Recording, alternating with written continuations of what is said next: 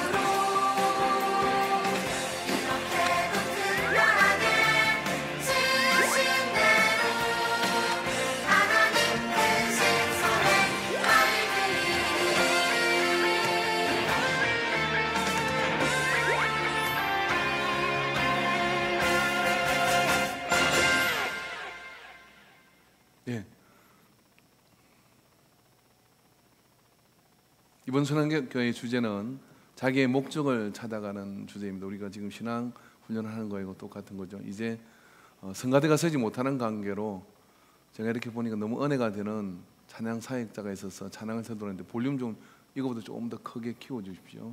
준비되셨으면 들어주세요.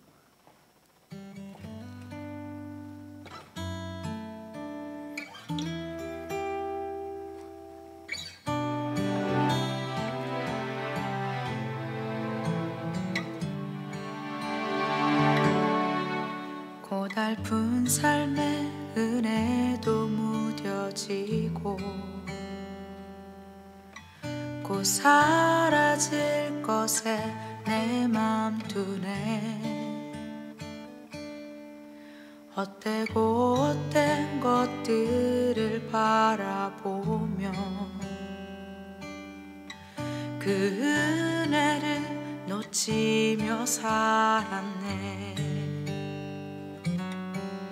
주어진 삶을 묵묵히 살아가며 날 붙드신 주 예수를 보내.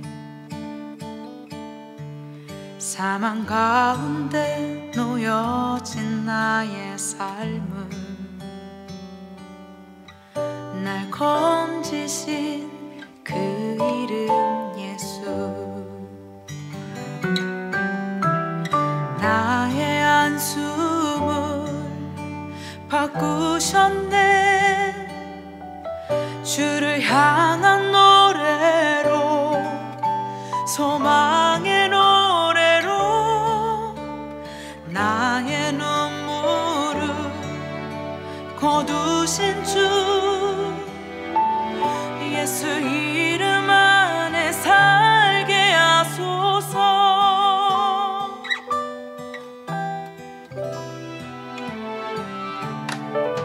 주어진 삶을 묵묵히 살아가며 날 붙드신 주 예수를 보내. 사망 가운데 놓여진 나의 삶은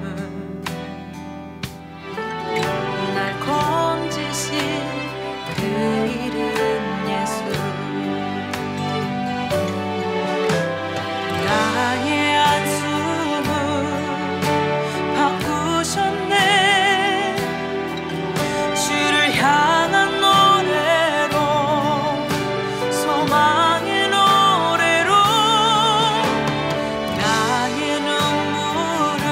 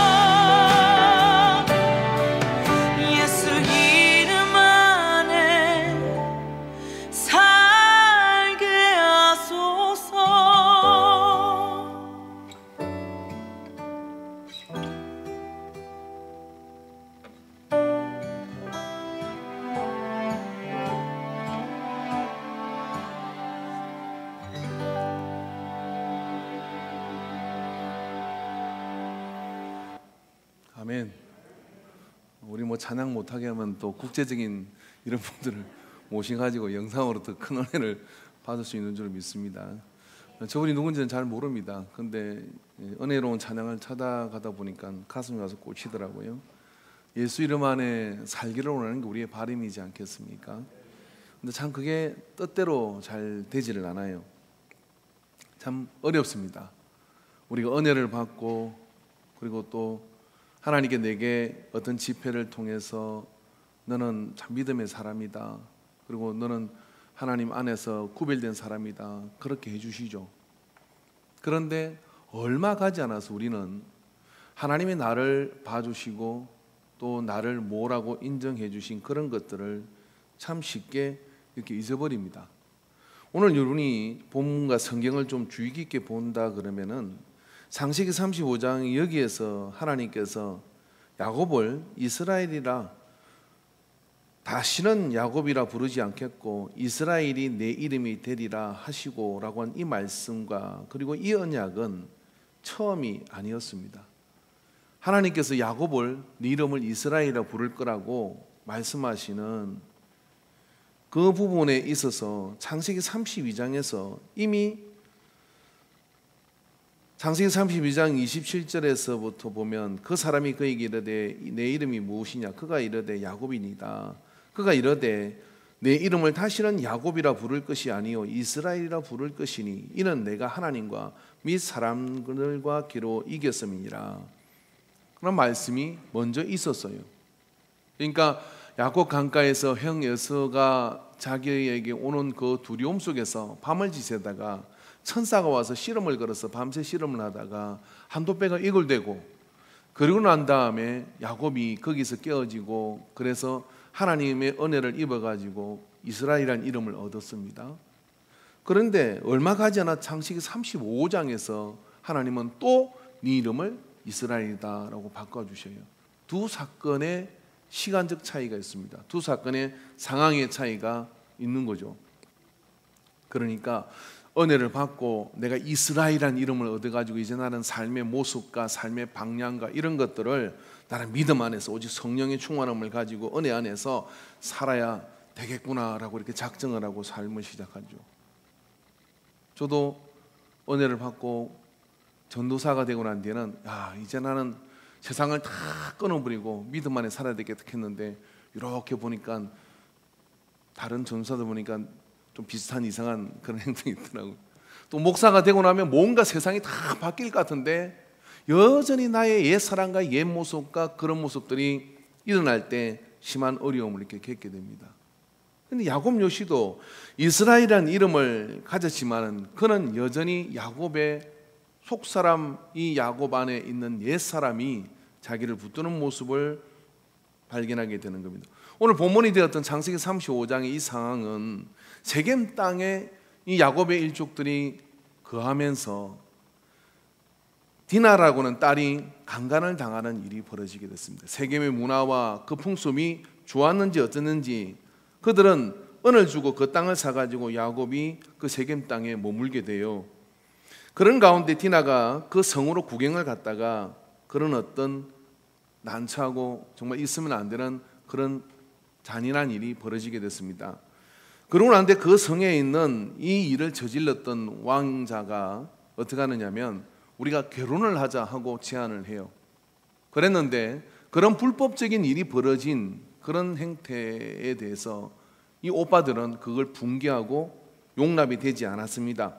그래서 어떻게 했느냐면은 그 성에 있는 남자들이 다 할례를 받으면 한번 우리가 사돈을 결혼을 허락을 하겠다 했더니 그 왕자가 어떻게 했냐면 성에 명령을 내려가지고 또 설득을 했어요. 저들이 우리와 함께 하면은 우리가 여러 가지로 유익한 일이 많으니 할례를 받자 해가지고, 할례가 뭔지 아시죠? 모르시면 집에 가서 인터넷 네이버로 찾아보십시오. 제가 설명하기가 곤란하니까. 근데 굳이 말을 하자면은 난지 8일 만에 남자들에게 행해지는 아주 중요한 의식입니다. 근데 그 당시 무슨 잘 드는 칼이 있겠습니까? 돌이라든지 날카로운 어떤 그런 것을 가지고 마취도 없이 그 일을 했으니 출혈이 얼마나 심했겠고 힘들었겠어요. 근데 제일 아픈 시기가 언제냐면은 3일째거든요. 이 3일째 이 아들들이 칼을 차고 그 성으로 들어가서 힘도 못 쓰고 있는 남자들을 다 찔러 죽인 겁니다. 그리고 남자는 다 멸절시켜 버렸어요. 그리고 난 다음에 내려와서 야곱에게 이 일을 이야기한 겁니다. 야곱은 큰일 난 거예요. 왜냐하면 그 세겜에 그 성만 있는 것이 아니라 그들의 사돈의 팔천, 동지, 옆에 있는 뻗어가 있는 다른 성들에서 이 일을 알면 우리가 멸절되게 생겼다 하고 근심이 가득 차서 힘들어할 때 하나님께 나아가서 그가 기도하고 이야기했더니 하나님께서 베델로 가라 라고 이렇게 말씀을 해주신 겁니다. 그래서 베델을 올라갔더니 그 베델이라는 곳은 뭐냐면은 그 세겜의 주변에 있는 성들이 볼 때는 이들이 잘못한 행동을 했으면 도망가려면 방학이 수월한 뒤로 물러서 빠져 도망을 가야 되는데 이 베델이라는 곳은 세겜에서 오히려 포위 가운데로 들어가는 적진 한가운데로 들어가는 지행이 어디냐면 베델이라는 곳이에요. 베델로 이들이 나간다는 소식을 듣고 주변에 있는 다른 사람들이 어떤 생각을 했냐면은 하나님이 그들에게 두려움을 줬다라고 성경은 얘기합니다. 그래서 감히 덤비지 못하는 그런 일이 벌어졌고 그 일이 그곳에서 마무리되게 됩니다. 한 성에 있는 남자들을 다 멸절시켰는데 그것이 마무리되는 일이 벌어지면 하나님께서 나타나셔가지고 야곱에게 또다시 네 이름을 이스라엘이라 할 것이다 라고 말씀한 이유가 뭘까요? 여러분, 야곱은 말입니다. 야곱 강가에서 에서를 만나고 난 다음에 둘이가 화해하고 난 뒤에 어디로 가야 했던 것이냐면 베델로 가야 했습니다. 왜 그러냐면 베델을 야곱이 아버지 집을 떠날 때 베델에서 꿈을 꾸게 되죠. 그게 하늘의 문이 열려서 천사가 사다리를 타고 오르락내리락 하는 것을 알고 어떻게 합니까? 이곳이 하늘의 문이다라고 이야기하고 하나님과 언약을 맺게 됩니다. 어떤 언약을 맺느냐면은 내가 무사히 외삼촌 집에서 돌아오게 되면 여기에 기름을 붓고 단을 쌓고 그리고 이곳에서 하나님과 언약을 지키겠다라고 그렇게 약속을 했습니다. 근데 야곱이요 식솔들을 거느리고 그리고 이제 행에서의 그런 어떤 위협도 야곱 강가에서 다 해결됐어요. 문제가 다 해결되고 나는데 그 다음에 야곱이 가야 할 곳은 어디냐면 베델로 올라가야 했던 것이죠. 근데 베델로 가지 않고 세겜에 머물러 버리는 겁니다. 왜 머물렀을까요? 여러분, 베델보다도 세겜은 훨씬 더 여러 가지 면에서 도시가 되어 있었고요. 그리고 또 여러 가지 비옥한 양들을 먹일 수 있는 초지가 훨씬 많았던 것이죠. 은혜 받고 절절하고 절박하고 어렵고 힘들 때는 아버지 살려주세요 하고 그렇게 매달렸다가 하나님께서 살려주시가지고 이제 너 은혜 받았구나, 그리고 이스라엘로 살아라 라고 이렇게 이름을 바꿔줘서 너는 이제 하나님과 견주고 강해진 자로 살아라 라고 해서 길을 열어주니까 까마득히 잊어버리고 어떻게 했냐면 베델의 약속은 잊어버린 거예요. 그리고 눈을 열어보니까 어디가 세겜이 너무 좋은 거예요. 그래서 세겜에다가 은을 주고 그 땅을 사가지고 그곳에 눌러 살았어요. 왜 좋았을까요? 세겜의 문화와 세겜에 있는 그런 것들이 좋았는데 거기 있는 꼴을 못 보시는 분이 계십니다.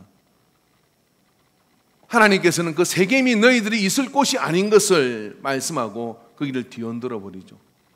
그래서 결국은 어떻게 했냐면 어찌합니까? 라고 할 때 베델로 올라가라 라고 얘기를 해요. 그래서 베델로 가죠. 이 모습은 뭐냐면 야곱의 이름으로 사는 이 사람의 모습일 겁니다. 근데 하나님께서 성경의 창세기 2번씩이나 너는 이스라엘이라 라고 이렇게 말씀을 해 주십니다. 여러분, 야곱으로 산다는 이야기와 이스라엘로 산다는 이야기가 어떤 이야기일까요?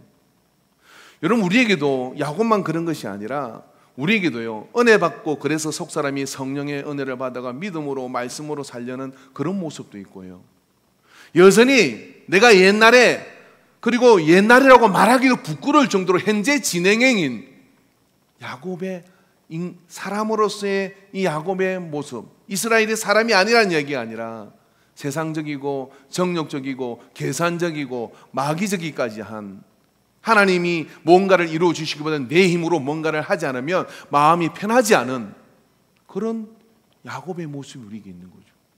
그런가 하면 하나님이 나를 은혜로 살려주시고 이끌어주시고 해서 이제 너는 새 이름으로 살아나고 말씀하신 이스라엘이란 이름도 우리에게는 있는 거예요. 창세기 42장 34절부터 38절의 말씀을 한번 띄워주시면 같이 한번 읽어봅시다. 자, 너희 막내 아우를 내게로 데려오라. 그러면 너희가 정탐꾼이 아니요 확실한 자들임을 내가 알고 너희 형제를 너희에게 돌리리니 너희가 이 나라에서 무역하리라 하더라 하고 각기 자루를 쏟고 본즉 각 사람의 돈뭉치가 그 자루 속에 있는지라. 그들과 그들의 아버지가 돈뭉치를 보고 다 두려워하더니 그들이 아버지 야곱이 그들에게 이르되 너희가 나에게 내 자식들을 잃게 한도다.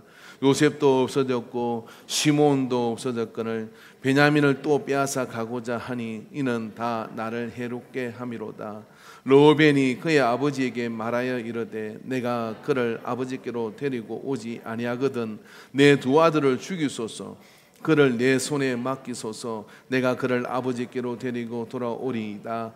야곱이 이르되 내 아들은 너희와 함께 내려가지 못하리니 그의 형은 죽고 그만 남았음이라. 만일 내가 너가 가는 길에서 재난이 그에게 미치면 너희가 내 흰머리를 슬퍼하며 서울로 내려가게 함이 되리라.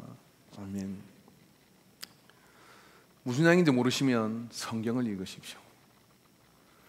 요셉이 애굽의 총리가 되고 난 다음에 그 형제들을 만나게 됩니다. 기근이 들어서 양식을 구하러 기근을 들은 이 형제들을 보며 한 해 두 해를 기근을 피해서 양식을 구해올 때마다 머리를 써죠. 왜냐하면 자기를 팔아버린 형제들 죽이려고 의논했고 가족들의 상황을 잘 모르고 자기 동생 베냐민이 살아있는지 그리고 그 베냐민과 일족들을 안전하게 데려오게 하는지. 참 요셉은 지혜로운 사람이에요. 왜냐하면 이 형제가 집단으로 범죄를 저질렀잖아요. 그러면 그냥 내가 살아있다는 걸 알리고 그리고 자기 동생과 아버지를 다 모셔오라고 이야기하면 이 형제들이 자기들의 허물을 감추기 위해서 어떤 일을 할지 모르니까 몇 번에 걸쳐서 이런 기다림 속에서 그 만남을 철저하게 준비합니다. 그런 과정 속에서 야곱의 마음은 정말 지옥 같은 시간을 보내게 되는 거죠. 창세기는 여러분 모세가 기록한 모세 오경입니다. 그런데 이 모세 선생께서 이 말씀을 쓸 때 야곱 이야기를 쓸 때는 이스라엘이라는 이름을 부를 때가 있고 이스라엘이 이렇게 했다라고 하는 말이 있고요. 야곱이 이렇게 했다 하는 말을 분별해서 쓰는 모습이 이렇게 비치게 돼요. 그 가운데 특별히 이 본문은 야곱이 어떤 인간적 모습을 가지고 있는지를 우리에게 참 잘 보여주는 본문이에요. 야곱은 어떤 사람입니까? 하나님의 영적 세계와 그 가치를 알았기 때문에 에서의 재산을 다 아버지 이삭의 재산을 다 포기하고 이삭 아버지의 축복기도 한번 받는 것을 가지고 외삼촌 집으로 떠났던 영적인 사람입니다. 그런데 오늘 본문 속에 여기 창세기 42장에 나타나는 야곱의 모습은 괴롭기를 없는 그런 모습이고 믿음이라고는 조금도 보이지 않는 그런 모습입니다. 야곱은 자기의 삶을 이렇게 얘기합니다. 그들이 아버지 야곱이 그들에게 이르되 너희가 나에게 내 자식들을 잃게 하는도다. 내 자식들을 잃게 한다. 뭔지는 모르겠는데 너희하고 연관지어서 요셉도 죽어버렸고 시몬은 양식 구하러 장자인데 갔더니 볼모로 잡혀서 못 온다고 하고 그리고 이제 베냐민 라헬의 유일한 남아있는 사랑하는 아들 그 아들을 볼 때마다 라헬이 생각이 나서 마음의 위로가 되는 아들인데 그 아들을 데려가지 않으면 시몬을 죽인다고 하니까 그 일을 시몬이 죽인다고 하니까 르벤이 그 이야기를 하는 겁니다. 그랬더니 어째서 나를 이렇게 괴롭게 하느냐 그랬더니 르벤이 만약에 가서 시몬을 못 데리고 오면은 르벤의 두 아들을 아버지 할아버지 보고 죽이라는 거예요. 죽여도 좋으니 베냐민을 데려가게 해달라고 그렇게 이야기하는 상황이 이 안에서 벌어지는 겁니다. 그런데 여러분 이것은 복입니까 저주입니까? 야곱이 볼 때는 이건 저주죠. 저주도 이런 저주가 없는 거예요. 아들 설명을 다 잃어버리게 생기기는 그런 저주가 이 속에 펼쳐 있죠. 그렇지만 크게 보면 어떻습니까? 하나님의 철저한 계획하심과 인도하심 속에서 그들을 그 기근으로부터 구해가지고 애굽이라는 동네에 보내서 그게 민족이 되도록 만들기 위해서 하나님이 이전시키는 그런 과정이거든요. 그런데 이 사람 야곱의 심정으로 볼 때는 이것은 철저하게 절망이고, 이것은 철저하게 이런 기구한 운명이 없는 그런 상황에 자기가 몰려 있음을 고백하는 겁니다.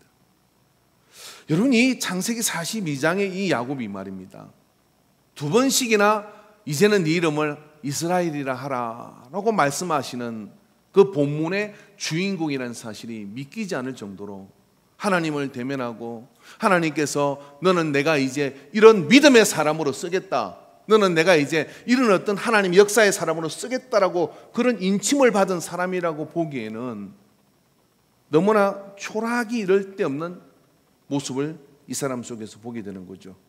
그래서 그는 이렇게 얘기합니다. 나를 해롭게 함이로다. 그리고 바로 앞에 갔을 때조차도 이 모든 상황을 알았지만 험악한 세월을 보냈다라고 그렇게 야곱은 이야기를 합니다. 도대체 믿음은 볼 수 없는 이 모습, 그것이 오늘 우리에게도 중복되어 있는 것을 보게 됩니다. 말처럼 내가 하나님의 은혜 안에서 목사가 되고 집사가 되고 중직이 되고 또 성령을 받고, 그러면 그렇게 깔끔하게 그렇게 해서 조금의 타협도 없이 살아갈 수 있으면 얼마나 좋겠어요. 사람은 그렇게 쉽게 바뀌지 않는 것이죠. 그의 삶은 외삼촌 집에서 갔더니 외삼촌이 자기를 속여요. 그래서 자기도 외삼촌을 속여서 유전자 조작을 해서 양떼를 얻어요. 그리고 아들들이 자기의 사랑하는 요셉을 죽었다고 또 거짓말을 합니다. 또 라헬이 죽습니다. 그리고 베냐민도 이제 잃어버리게 생긴 그런 상황에 직면한 야곱은 자기 머리로 아무리 애를 쓰고 아무리 힘을 써도 계속해서 인생이 수렁으로 빠져드는 그런 생각을 지울 수가 없죠. 그런데 역으로 생각해 보면 하나님께서 두 번씩이나 너 이스라엘로 살아라, 너 이스라엘로 살아라고 말하는데 한 번 불러줘도 여러분 우리가 얼마나 감격스럽겠어요. 여러분 이 예배 시간에 기도하고 그리고 또 여러분이 또 하나님 앞에 예배를 드리다가, 그죠? 뭐 좋은 사람한테는 안 오겠습니다만 저 눈 똑바로 뜨고 이렇게 예배를 드리는 사람한테 하나님께서 기속말로 해주시는 거예요. 너 이제 숙자야, 이제 말자로 살아라. 그렇게 내가 너와 함께는 믿음이로 살아라. 그렇게 한 번만 딱 말씀해 주시면 어떻겠어요? 나는 그냥 다 필요 없어. 그리고 하나님께서 불러주신 그 믿음으로 나는 이제 그런 존재로 나는 살아갈 거야 하는 게 우리의 마음이잖아요. 그죠? 근데 이 아멘도 안 하면 참 제가 목회하기 힘들겠죠. 그죠? 저는 그런데 적어도 야곱이 그런 거죠. 그런데 이스라엘이라는 이름을 두 번이나 받으면서도 어떻습니까? 야곱의 모습으로 늘 선택을 하는 거예요. 베델로 가야 되는데 세겜을 선택을 하고, 시므이가 그렇게 잡히고 그래서 양식을 구하러 갔던 이 아들들이 우리 저 베냐민 내려 보내야 됩니다, 데려갔다 와야 됩니다 라고 이야기하면 어떻게 하겠어요? 이렇게 해야 되는 거 아닙니까? 내가 기도할 테니 담대함을 가져라 아들들아. 그리고 바로가 아무리 대단하고 그 총리가 아무리 대단하다 할지라도, 이 땅의 총리가 아무리 대단하다 할지라도 어떻게 뭐 우리를 죽이겠냐, 뭐 이런 믿음의 말을 해야 되는 거 아니에요. 제가 유튜브 영상 하나를 보니까 사랑의 부목사님이 그 영상을 하나 올렸더라고요. 참 총리님이 우리를 사랑해서 고맙습니다 했는데, 저는 다음 주부터 밥을 먹고 속으로 모일 겁니다. 절 잡아가십시오 라고 이렇게 공개적으로. 저는 그런 소리 못 하겠는데, 우리는 소송을 감당할 길도 없고 근데 그렇게 공개적으로 저 좀 잡아가 주세요 라고 이렇게 공개적으로 올렸더라고요. 대단하죠. 뭐 순교자가 될 작정을 했나 봐요. 그게 믿음의 사람의 모습이잖아요. 야곱이 그래야 되는데 어떻게 하느냐면은, 왜 너희들은 내 자식들을 다 죽이냐, 왜 너희들은 이렇게 일을 힘들게 만드냐, 이게 야곱의 모습이에요. 그러나 여러분 창세기 46장에 와서 모세는 이를 이스라엘이라고 부릅니다. 한번 볼까요? 1절부터 6절의 말씀 같이 한번 읽어봅시다. 말씀을 읽으면 뭐 이렇게 졸린 것도 덜 할 거고요. 한번 읽어봅시다. 시작. 이스라엘이 모든 소유를 이끌고 떠나 브엘세바에 이르러 그의 아버지 이삭의 하나님께 희생 제사를 드리니 그 밤에 하나님이 이상 중에 이스라엘에게 나타나 이르시되 야곱아 야곱아 하시는지라 야곱이 이르되 내가 여기 있나이다 하매 하나님이 이르시되 나는 하나님이라 내 아버지의 하나님이니 애굽으로 내려가기를 두려워하지 말라. 내가 거기서 너를 큰 민족을 이루게 하리라. 내가 너와 함께 애굽으로 내려가겠고 반드시 너를 인도하여 다시 올려올 것이며 요셉의 그의 손으로 내 눈을 감기리라 하셨더라. 아멘. 이게 이 사람의 모습이죠. 그래서 모세는 애굽으로 내려가고 하나님의 음성을 듣고 하나님 앞에 제단을 쌓고 하나님의 인도하심이 뭔지 구하는 이 사람을 여기서는 이스라엘이라고 얘기합니다. 염려하고 그리고 걱정으로 가득 차서 왜 내 인생에 이렇게 힘들고 괴로우냐 하고 자식들을 원망하며 너희들이 어찌 내 자식들 내 형제들을 죽이느냐라고 이렇게 이야기하는 모습은 야곱이라고 그렇게 얘기해요. 우리에게도요 이스라엘의 모습이 있고 야곱의 모습이 있습니다. 우리는 누구일까요? 야곱입니까? 이스라엘입니까? 하나님은 창세기 46장에서 이렇게 부릅니다. 야곱아 야곱아 라고 부르셨어요. 왜냐하면 이 사람은 지금 사람 그리고 옛 사람의 속이는 자, 발목을 잡은 자, 발을 걸어서 남을 넘어뜨리는 자라고 하는 이름을 가진 야곱의 사람이잖아요. 여러분 우리가요 히브리어로 야곱 그러니까 그렇죠. 여러분에게 누가 이름을 붙여줬는데 아버지가 이름을 붙였는데 속이는 놈이라고 지었다고 쳐보세요. 학교 가면 당장 놀림 받을 거예요. 발목을 잡은 자라고 그렇게 이름이 붙었다고 생각해 보세요. 보는 사람마다 저 속이는 자, 발목을 잡은 자 이렇게 이름을 부르는 거요. 견딜 수 있겠습니까? 근데 야곱은 그 이름으로 어떻게 합니까? 살아요. 그 이름대로 어떻게 하냐면은 아버지를 속여 축복을 받고 형을 속여 파투간 것으로 장자권을 사고 여삼촌을 속여 양떼를 얻고 계속 속이는 거지. 그렇게 사는 이 야곱의 모습. 그러고 난 뒤 힘이 없으니까 어떡합니까? 베델로 가야 되는데 세겜이 눈에 보이니까 세겜에 덜썩 주저앉아 버리고 그리고 이제 자기 인생에 있어서 요셉도 잃어버리고 시므이도 잃어버리고 베냐민조차 잃어버리게 되고 라헬은 먼저 떠나버리고 되고 이러니까 삶에 낙이 없어지는 그 가운데 나를 왜 이렇게 괴롭게 하느냐. 이게 사람 야곱의 모습이죠. 그런데 하나님께서는 사람 야곱인 이 사람을 야곱아 야곱아고 부르는데 저한테는 이렇게 들리더라고요. 사람아 사람아. 그게 우리의 모습이죠. 그런데 위대한 것은 뭐냐면은 하나님께서 이 사람을 야곱으로 인생을 끝내지 않으신다는 거예요. 두 번씩이나 너를 이스라엘이라 일컬을 것이다 라고 말씀하시는 이유는 하나님은 네가 야곱의 상태로 머물러 있든지 그런 사람의 속성을 가지고 유치한 모습을 보이든지 그걸로 하나님은 실망하지 않아요. 왜냐하면 하나님은 이 사람을 이스라엘로 인생을 마감시키기로 작정하였으니까. 저는 이것이 우리의 희망이라고 생각합니다. 우리가 우리 자신을 이렇게 보면 교회 다녀요. 그리고 직분을 받았어요. 믿음이 있어요.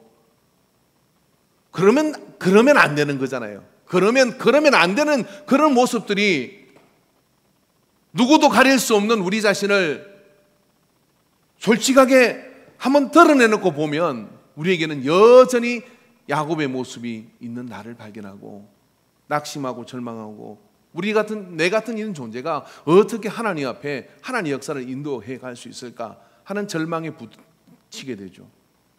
사실 젊었을 때는 더 한번 해볼 수 있는 어떤 그런 힘이 있지만 나이 들어서는 더 약해지고 힘들어지니까 어떻게 하냐면 더 여러 가지 현실적인 그런 어떤 문제 속에 이렇게 붙들리게 되는 거죠. 길 가다가 참 어려운 처지에는 누가 이렇게 힘센 놈한테 맞고 있으면은 젊었을 때는 왜 그러시오? 간섭을 하겠는데 지금은 그랬다가 대리에 맞을 것 같아가지고 112나 전화를 해야 돼요. 그것도 전화하면 좋은데 그것도 전화했다가 보복당할까 싶어서 모른 척하고 가는 모습이 우리 속에 있을 수 있는 거죠. 이게 야곱의 모습입니다. 근데 하나님은 야곱아 너 자신이 사람 그 옛 사람의 모습에서 벗어나지 못한 그런 상태이지만 내가 너를 이스라엘이라고 부르고 내가 너를 이스라엘로 부르는 순간 나는 너를 이스라엘 되게끔 만들겠다. 그리고 인도해 가시죠. 그래서 어떻게 합니까? 이 모든 가정 속에서 그는 애굽으로 내려가서 그리고 그 가정 속에 하나님께서 이스라엘 즉 모세가 보건대 이 모습이 이의 근본적인 모습인데 이스라엘로 행보하고 그 모든 소유를 이끌고 떠나 브에세바에 이르러 그 아버지 이삭이 단을 쌓은 곳에서 단을 쌓으며 애굽으로 행진해 가는 그 모습 속에서 모세는 그를 이스라엘이라고 당당하게 말씀해 주고 있습니다. 그래서 우리 인생은 이 두 이름이 혼용되어 있는 거예요. 우리는 늘 옛사람인 야곱의 이름 때문에 우리는 낙심하고 때로는 주눅들고 절망합니다. 그런 상황이 우리에게 있는 것이죠. 그러나 또 어떤 순간에는 우리는 이스라엘이 되어서 믿음으로 나 자신을 일깨우는 하나님의 일으키심을 경험하게 되죠. 근데 둘 다가 중요하겠지만은 하나님이 나를 무엇이라고 불러준 것이 훨씬 중요합니다. 그래서 여러분 주님은 바로 이런 우리의 야곱의 모습과 사람의 모습에 아랑곳하지 않고 우리를 하나님이 주님께서 불러주신 그 이름으로 우리를 완성시켜 줍니다. 요한복음 21장 15절에 19절의 말씀에 보면은 그 본문 중에 보면 이런 말씀이 있죠. 베드로가 예수님을 세 번 부인하고 대신하고 난 다음에 만나는 장면이 저 본문입니다. 그 본문에 예수님께서는 항상 베드로를 부를 때 시몬 베드로라고 신약 성경에 보면 베드로의 공식 공칭은 뭐냐면 시몬 베드로예요. 그래서 요한도 이 요한복음에서 그들이 조밥 먹은 후에 예수께서 시몬 베드로에게라고 얘기합니다. 그런데 예수님이 뭐라고 불렀느냐면 베드로야, 시몬 베드로야, 이렇게 시몬아 이렇게 부르지 않았어요.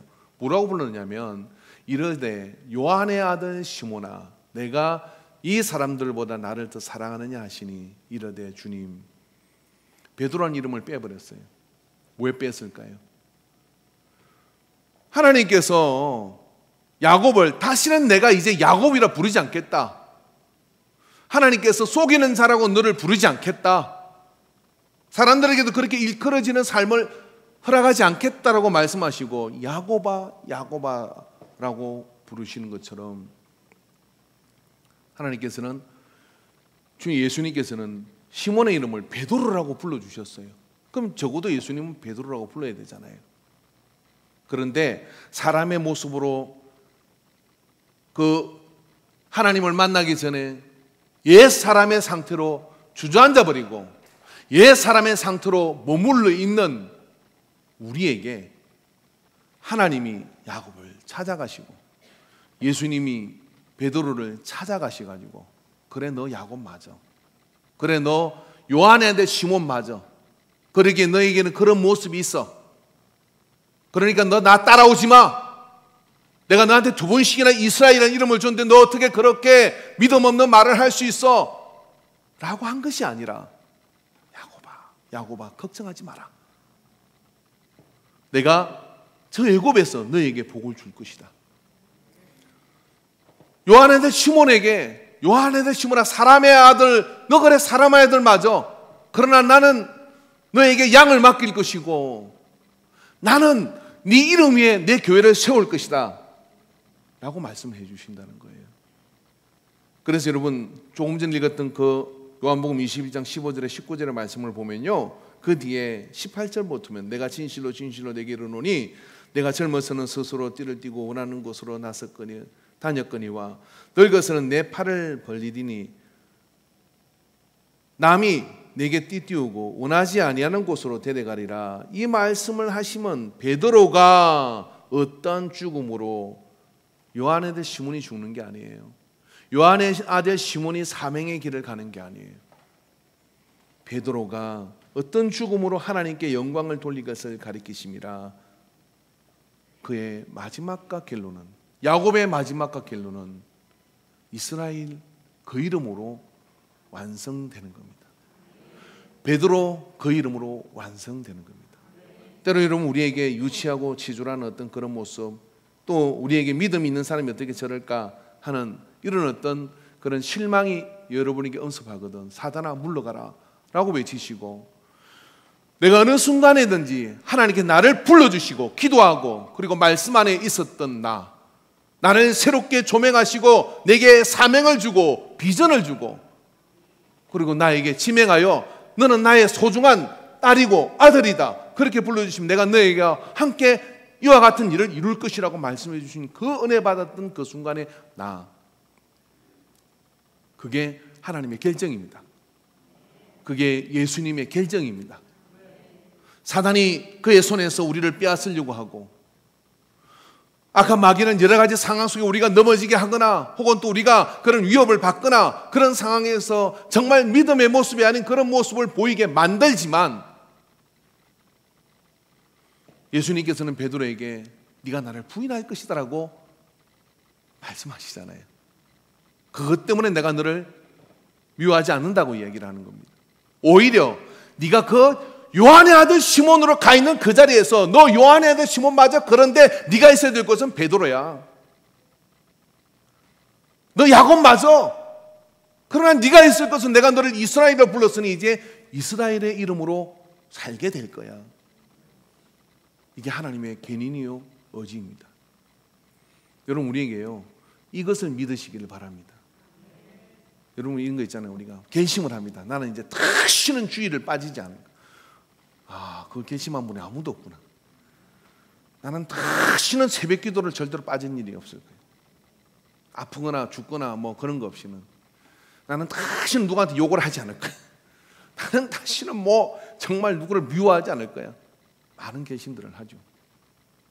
근데 어떡합니까? 야곱이 요한의 아들 시몬이 약해지게 만들고 뭐 그런 것들을 보게 만들고 이러죠. 근데 그것은 그다지 큰 의미가 없어요.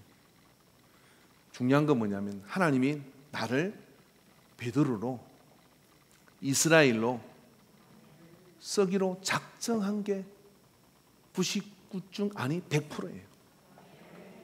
99%도 아니에요. 100%예요. 사람이 1%만 있어도 그걸로 딴짓을 해요. 그래서 하나님의 100%의 하나님의 확정하심, 바로 그것이 우리로 하여금 그걸 믿는 게 뭐냐면 믿음이에요. 근데 그걸 믿으면 어떻게 되느냐면 우리는 베드로로 살아가요. 그걸 믿으면 어떻게 되느냐면 우리는 이스라엘로 살아가요. 근데 내가 야곱을 믿으면 어떻게 되는? 야곱으로 살아. 요한의 아들 시몬으로 여러분 우리의 사명이 끝날 때까지 이 갈등은 끝나지 않아요. 베드로가 여러분 예수님 떠나고 난 다음에 성령과 난 뒤에 완전히 돌아섰습니까? 그도 십자가가 두렵고 그도 주춤할 때가 있고 그럴 때가 있습니다. 사도 바울은 어땠습니까? 우리가 살아있는 날 동안은 이 두 이름을 가지고 사는 거예요. 근데 우리가 믿는 게 뭐냐면 하나님이 나를 이스라엘로 베드로로 부르셨다. 여러분 우리는 뭐 또 다른 이름을 가진 게 없지만 하나 정해보시기 바랍니다. 난 믿음이로 살래. 나는 충만이로 살래. 나는 온유로 살래. 뭐 아무튼 성경에 좋은 것들 있잖아요. 그런 걸 내 이름으로 딱 봐가지고 어떻게 하냐면 닉네임을 만드는 거죠. 그래서 난 이 이름으로 살 거야. 하나님 내게 이름을 주셔서 뭐 또 그런 걸 안 정했다 할지라도 느낌상 알 수 있는 게 있잖아요. 예배를 드리고 은혜를 받고 찬양을 하고 그리고 영광을 돌리고 하나님 앞에 정말 그 소중한 순간에 하나님이 날 살려주시거나 하는 그 은혜로 살았던 그 모습이 있잖아요. 이미지 캡처를 딱 해서 하나님이 그때 나를 결정하셨고 하나님이 그때 나를 인도하셔서 나를 그렇게 되게 만들어 주신다. 제가 중학교 1학년 때 동네가 약간 마산 시내가 올려다 보이는 산 동네라 그때는 뭐 스마트폰도 없고 TV도 뭐 볼 게 별로 없었고 그래서 올라가면 그 상수도가 있는 우물이 하나 있었어요. 동네 물을 다 하게 있는데 그 위에 올라가면 이 풀밭이 있었는데 지금은 뭐 이렇게 풀밭에 벌레도 많고 해서 못 누는데 그때는 왜 누는지 모르죠. 그 풀밭에 한 시간 이렇게 누워 있으면 하늘이 이렇게 보여요. 하늘이 파란 하늘이 정말 걱정도 많고 뭐 염려도 많을 때 아닙니까? 그런데 파란 하늘 올려다 보고 하나님이 나를 어떻게 인도하실까 하는 그런 생각을 내내 자주 했던 것 같아요. 근데 그때마다 하나님께 주시는 마음은 참 평안한 마음을 이렇게 주셨어요.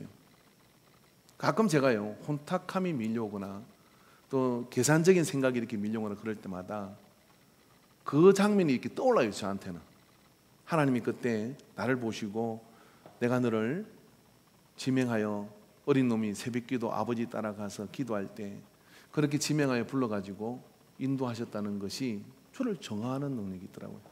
그때 하나님이 나에게 마음을 확정하셨고 그때 하나님이 나를 붙들어 주신 그것이 내게 여러 가지 많은 일이 있지만 그런 인생의 굴곡 가운데서 결국 나를 바로 베드로와 이스라엘로 완성되어지도록 인도하신다는 겁니다. 오늘 여러분이 은혜 받은 때를 회복하시기 바랍니다. 오늘 여러분이 하나님과 독대하며 만났던 첫사랑이 뭡니까? 하나님이 나를 뭐라고 불러주신 그 은혜를 회복하는 거죠. 그 은혜를 회복하고 내가 또 그것을 어거터리고 엉뚱한 길로 들어서는 길이 있지만 하나님은 우리 주님은 그때 나에게 보여준 그 은혜의 모습을 그리고 확증한 그 계약을 어그러뜨리지 않고 그 이름으로 완성되게 살도록 인도해 주실 것을 믿으시기 바랍니다. 그래서 오늘 숙제가 있습니다. 여러분 이 한 주 동안 여러분이 내가 이제 제 이야기가 좀 어렵긴 하겠지만 야곱과 이스라엘 요한의 아들 시몬과 베드로가 뭔 말을 하는지는 알겠죠. 그러면 이제 여러분의 베드로 여러분의 이스라엘 그 모습의 나를 더 구체화시키십시오.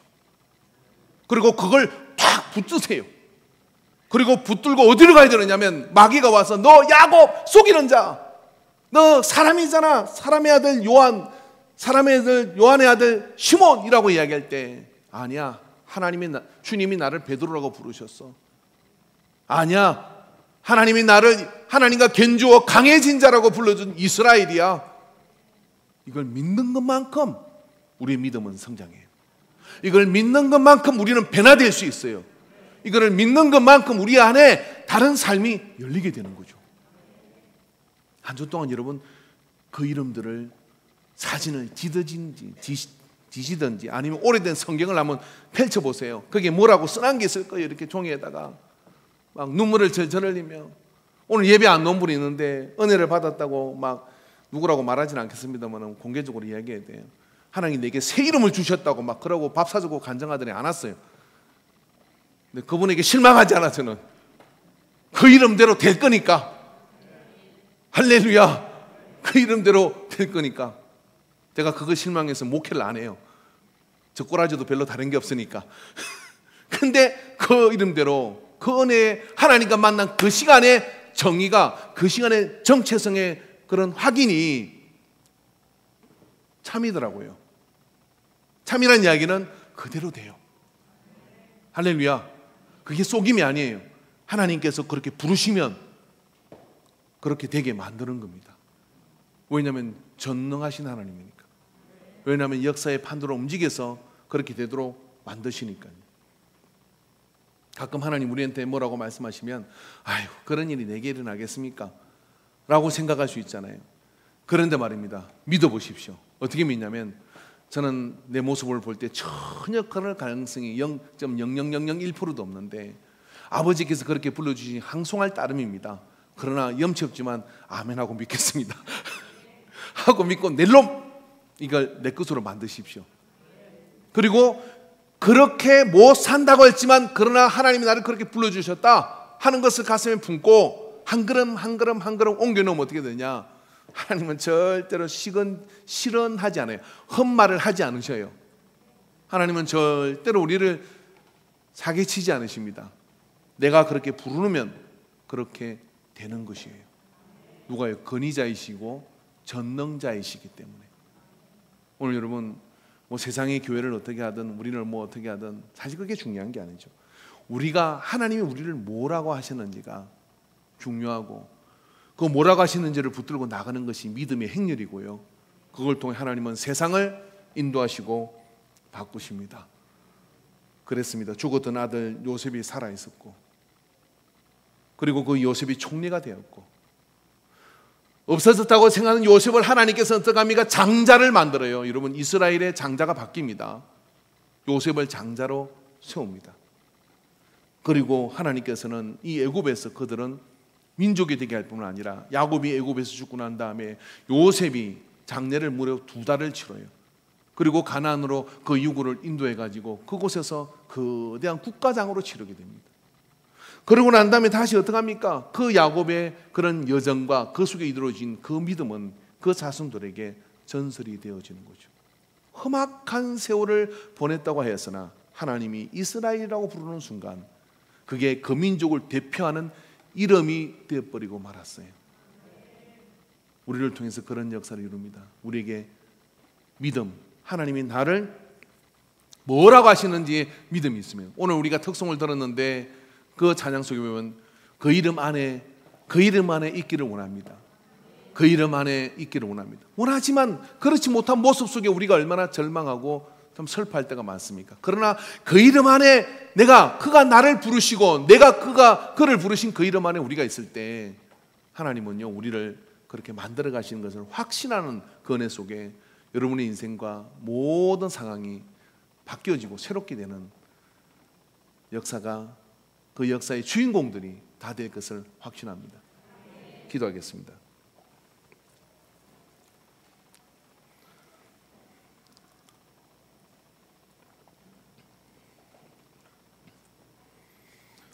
내가 이 땅에 태어날 때 주어진 이름은 우리가 잊어버리지 않을 겁니다. 그러나 어느 순간 하나님의 은혜 가운데서 우리에게 붙여주고 보여줬었던, 하나님이 나를 무엇이라고, 하나님은 나를 어떤 사명자라고 그렇게 불러주셨던 그 정체성은 때로 우리에게는 너무나 먼 것 같은 그런 생각이 들 때가 많이 있을 것입니다. 그러나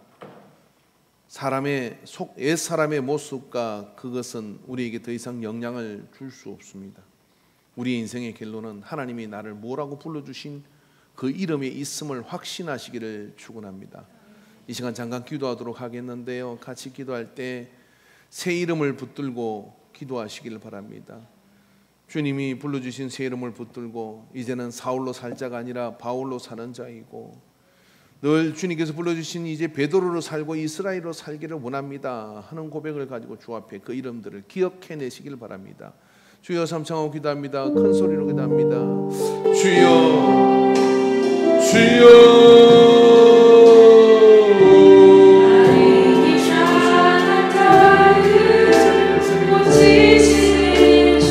아버지,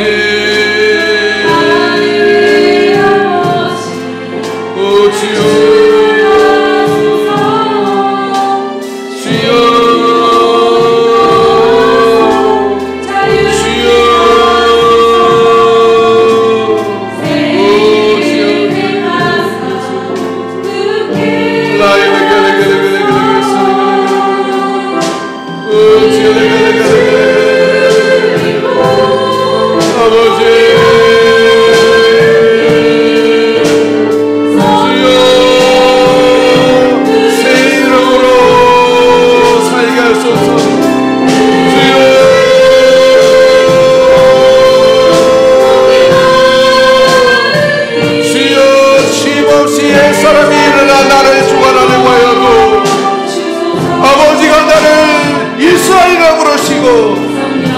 주님이 나를 베드로라 부르셨사오니 반석으로 살게 하시고 하나님과 견주어 강해진 자로 살게 하여 주옵소서. 속이는 자가 더 이상 믿음이 될 수가 없고, 요한의 아들이 아니라 이제 주님이 부르신 베드로로